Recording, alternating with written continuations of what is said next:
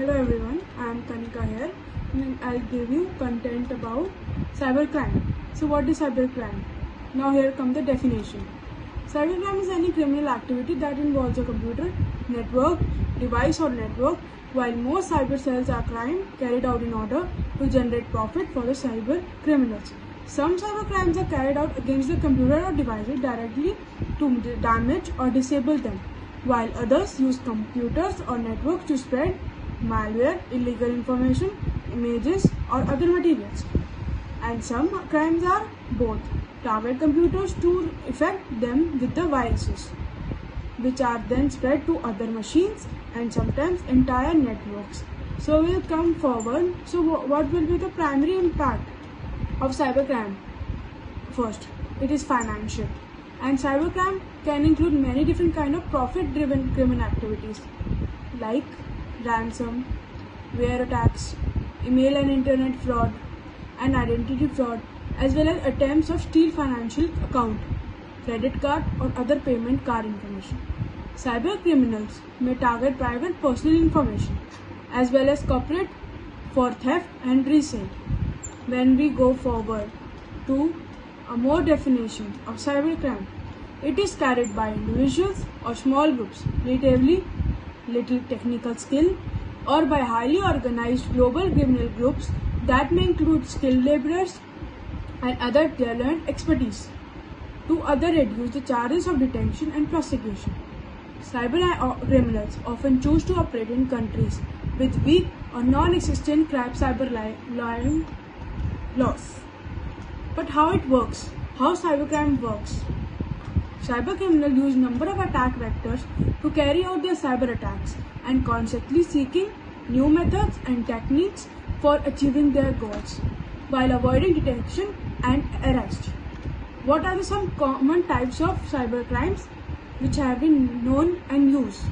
First, distributed DOS attacks are often used to shut down systems and networks. Infecting systems and networks with malware is used to damage systems or harm users. Third, phishing campaigns are used to infiltrate corporate networks by sending fraudulent email to users and organizations, enticing them to download attachment or click on links that then spread viruses or malware to their systems and through their system and the company's networks, which damages their network all over the company. Credential attacks were the cyber criminals which aim to steal or guess user IDs and passwords for the victim's systems or personal accounts, can be carried out through the use of brute force attacks by installing key sniffer software or by exploiting vulnerabilities in software or hardware that can expose the victim's credential. Sixth, cybercrimes may also attempt to hijack a website, change or delete content to access or modify databases without the authorization. What does the cybercrime come from and where did it come from? Cybercrime begins wherever there is digital data, opportunity and motive. Cybercriminals include everyone from the lone user engaged in a cyberbullying to state-sponsored actors like intelligence services. Cybercrime generally do not occur in vacuum. They are in many ways distributed in nature.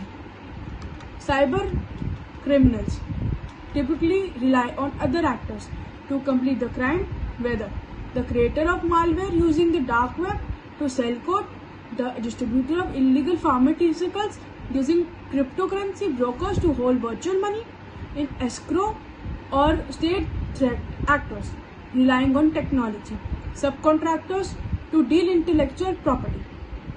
What will the types of cybercrime? There are many different types of cybercrime. Most cybercrimes are carried out with expectation of financial gain by the attackers, though the way cybercrime aim to get paid. So, how to prevent cybercrime? While it may not be possible to completely eradicate cybercrime, but some businesses can reduce their exposure to it by maintaining an effective cybersecurity strategy, a defense in-depth approach to securing systems, networks, and data. Some steps for reciting cybercrime include develop clear policies and procedures for the business and employees. Second, outline the security measures that are in the place and how to protect system and corporate data. Use two-factor authentication. Third point, continue safe or physical security keys, which are activate two-factor authentication on every online account when possible. Fourth, verbally verify the authenticity of requests to send money by taking a financial manager. Fifth, create intrusion detection system rules that flag emails and with extension that are similar to company emails and also give the notifications. Sixth, carefully scrutinize all remaining requests for transfer of funds to determine if the requests are out of the ordinary or they are fake. But what it definitely in depth give a gist. My last thing, create a cybersecurity incident response management to plans to support these policies and procedures which help to maintain a security. Continue to train employees on cybersecurity policies and procedures and to do in the event of security breaches. Third, keep website endpoint devices and system current with all software release, updates or patches. And the last but not the least, backup data information regularly to reduce the damage in case of ransom attack and a data breach. Thank you so much. I hope you got the cybercrime information.